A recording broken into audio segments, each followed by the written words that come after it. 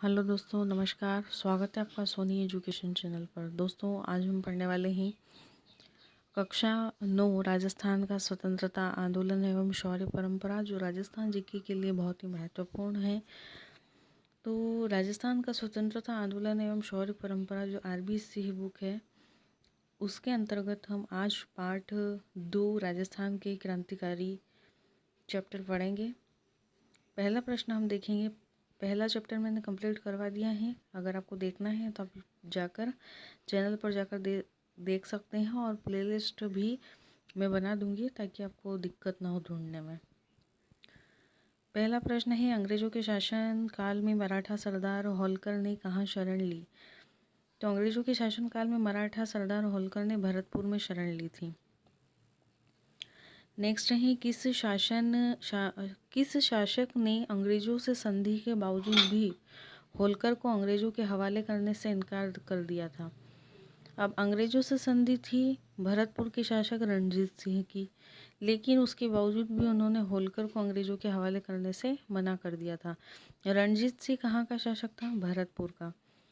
अगला प्रश्न है, जोधपुर नरेश मानसिंह के राज्य में कवि और उनके काव्य गुरु कौन थे?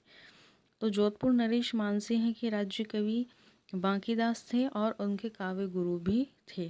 ठीक है, जोधपुर के नरेश मानसिंह। नेक्स्ट है, कविराजा बांकीदास की ग्रंथावली कहाँ से और कितने खंडों में प्रकाशित हो चुकी है? नागरी प्रचारिणी सभा से 3 खंडों में प्रकाशित हुई है बांकीदास की ग्रंथावली। कविराजा बांकीदास का निधन कब हुआ? 1833 ईस्वी में। नेक्स्ट है, सन 1857 ईस्वी से पहले किस फौज के सैनिक ने राजस्थान में विद्रोह किया था? तो ब्रिटिश फौजी के सैनिकों ने। राजस्थान में ने अंग्रेजों से कब संधि की? 1818 ईस्वी में। अंग्रेजों से संधि होने का विरोध किस क्षेत्र के लोगों ने किया? तो शेखावटी क्षेत्र के लोगों ने अंग्रेजों से संधि होने का विरोध किया। अगला प्रश्न है, अंग्रेजों ने शेखावटी ब्रिगेड किसके विरोध में संगठित किया? तो शेखावटी क्षेत्र के लोगों के विरोध में ही अंग्रेजों ने शेखावटी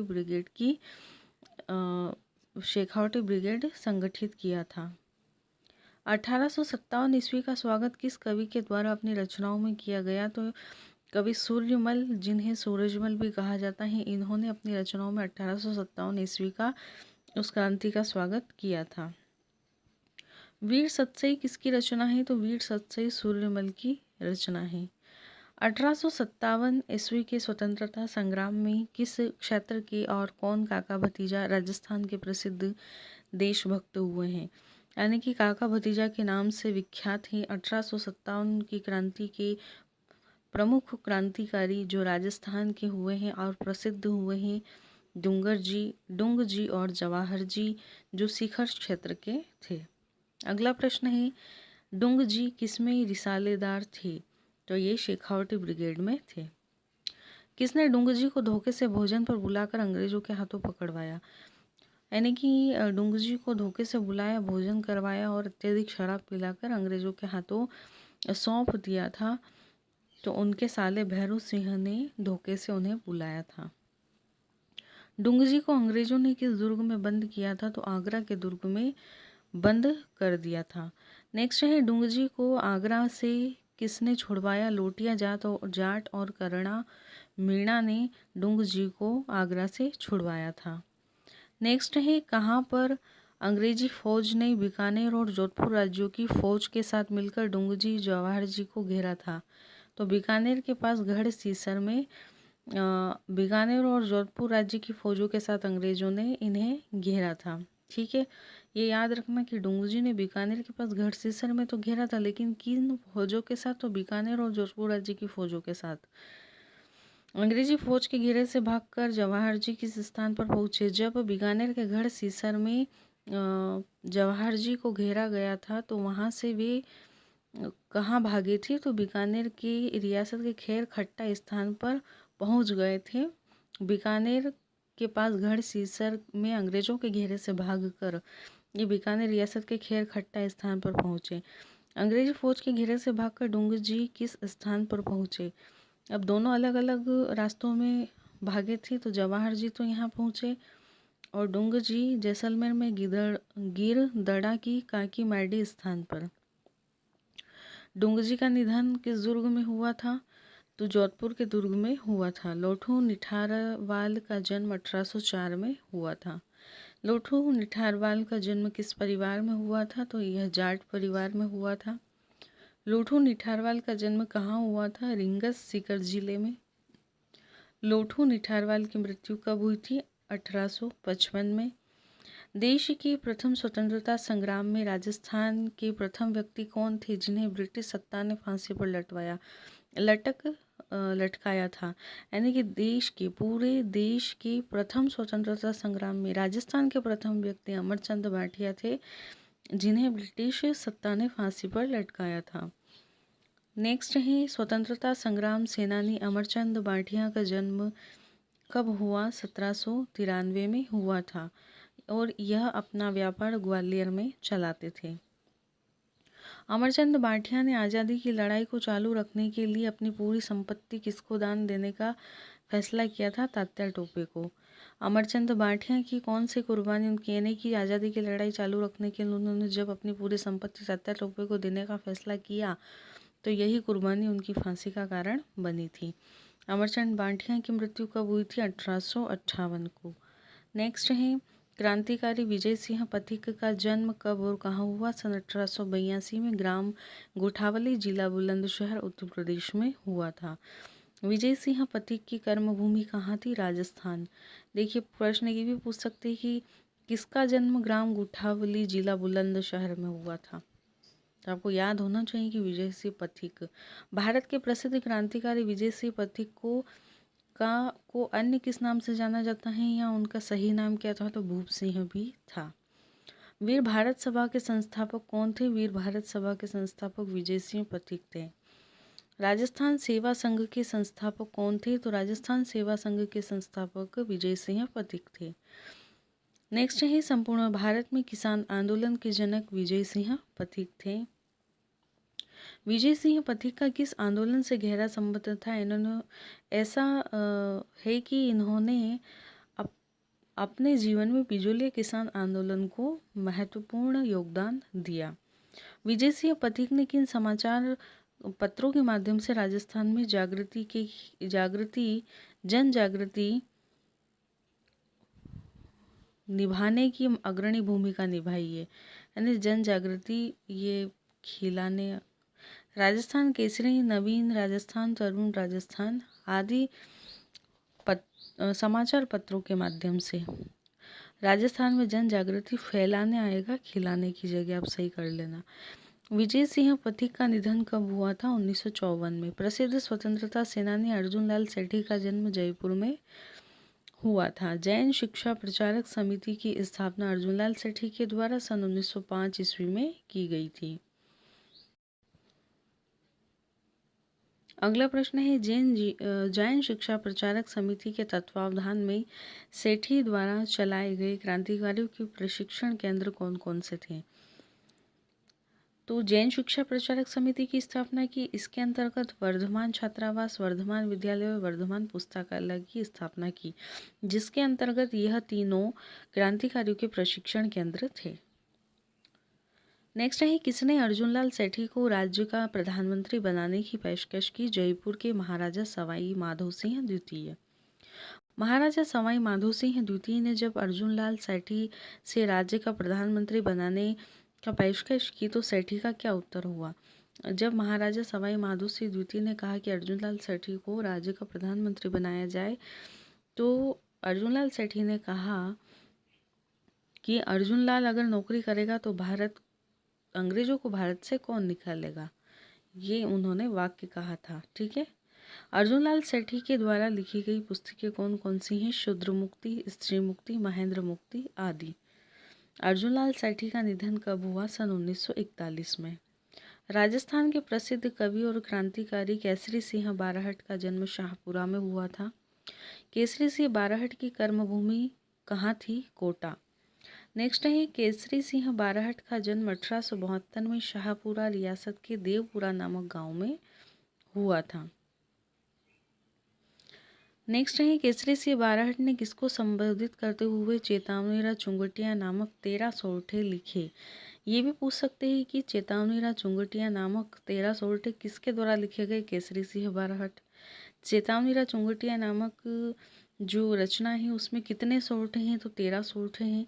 ये प्रश्न आप याद रखना। इसके द्वारा उदयपुर के महाराणा फतेह सिंह को संबोधित करते हुए 13 सोरठे लिखे गए थे। वीर सभा की स्थापना केसरी सिंह बारहट के द्वारा कब की गई।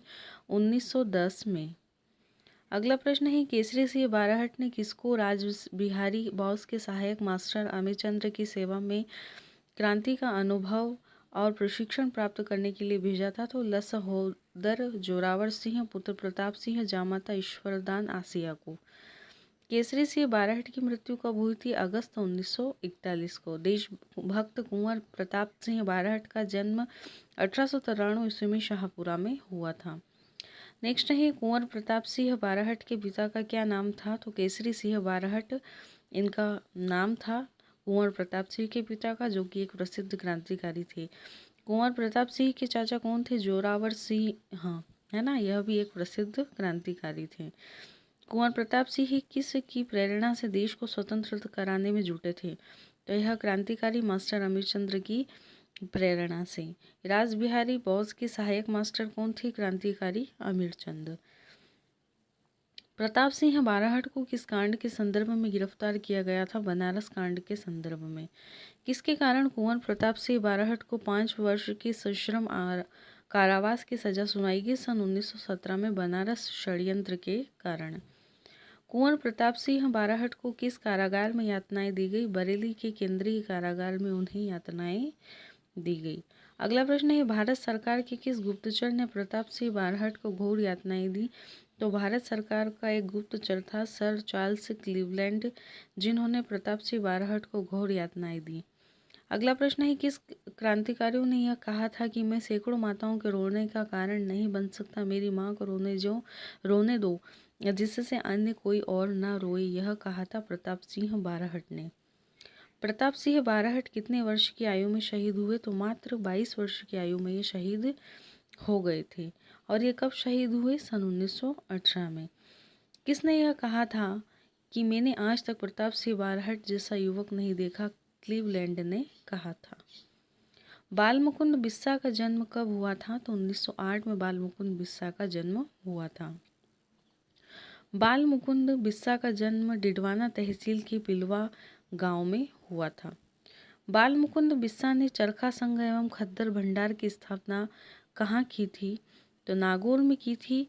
किसने की थी चरखा संघ की स्थापना। बाल मुकुंद बिस्सा ने। खद्दर भंडार की स्थापना बाल मुकुंद बिस्सा ने। इन दोनों की जो स्थापना की गई वह नागौर में की गई। इस तरीके से आप प्रश्न पढ़ के याद कीजिएगा।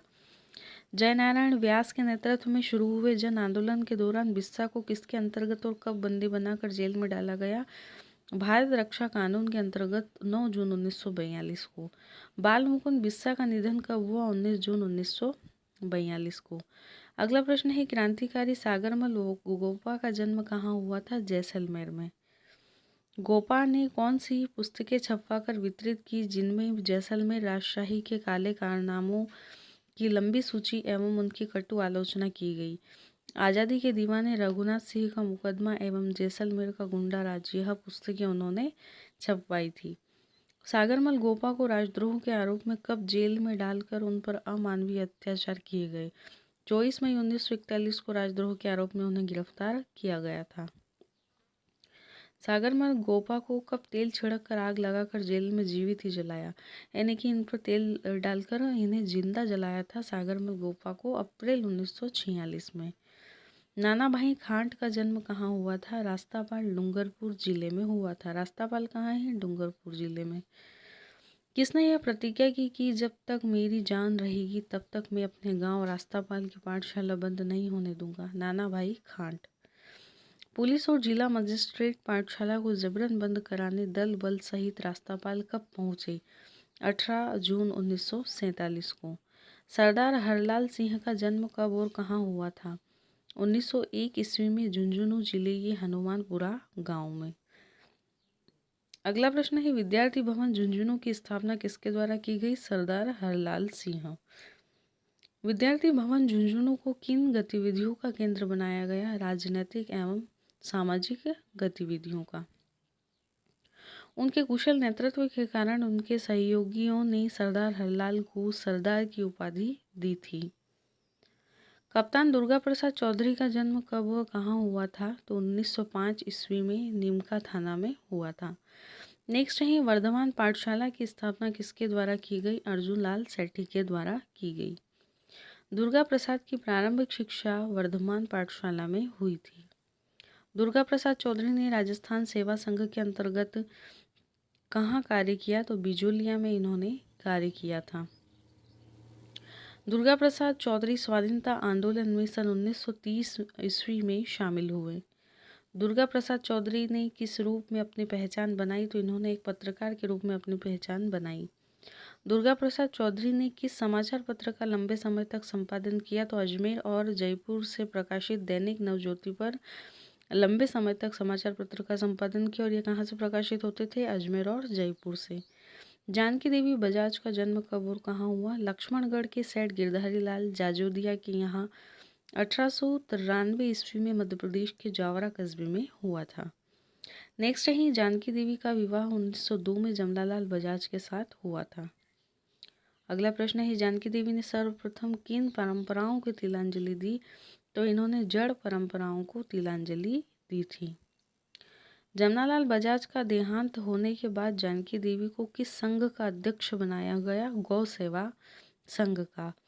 जानकी देवी बजाज जयपुर प्रजामंडल के किस अधिवेशन की अध्यक्ष चुनी गई? 1944 ईस्वी में।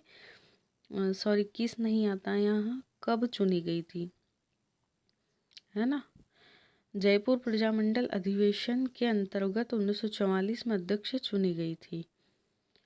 अंजना देवी चौधरी का जन्म 1897 में सीकर जिले की श्री माधोपुर में हुआ था। अंजना देवी चौधरी का जन्म किस परिवार में हुआ था? तो एक मध्यम वर्गीय अग्रवाल परिवार में हुआ था। अगला प्रश्न है, अंजना देवी चौधरी का विवाह 1911 में राम नारायण चौधरी के साथ हुआ था।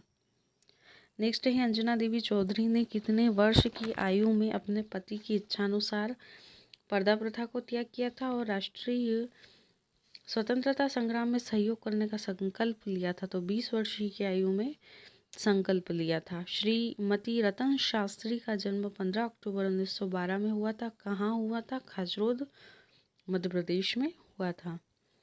श्रीमती रतन शास्त्री का विवाह किसके साथ हुआ था? तो हीरालाल शास्त्री के साथ हुआ था।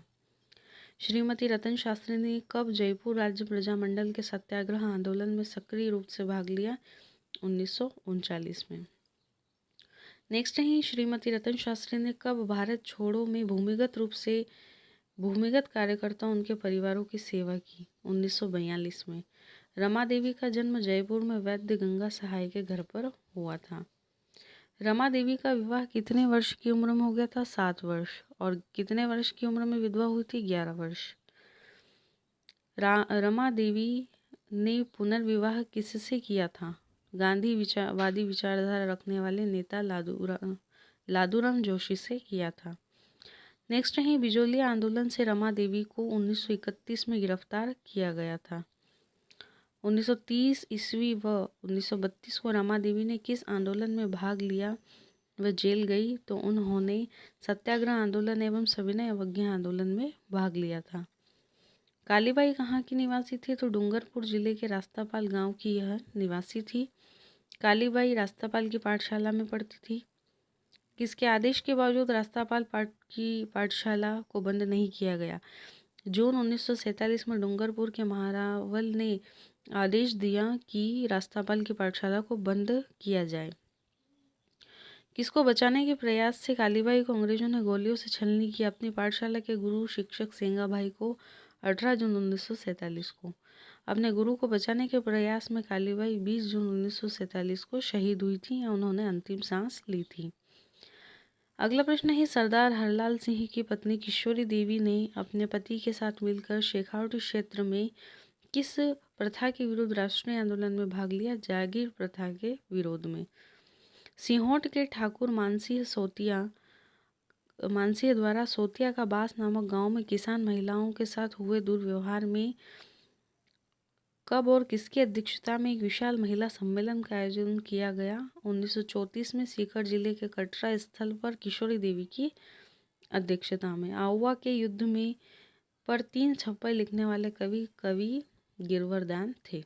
ये आपका चैप्टर पूरा कंप्लीट हो चुका है। वीडियो अच्छी लगी तो लाइक शेयर कमेंट ज़रूर कीजिएगा। चैनल को सब्सक्राइब नहीं किया तो कर लीजिए ताकि आपको समय पर नोटिफिकेशन प्राप्त हो सके। धन्यवाद।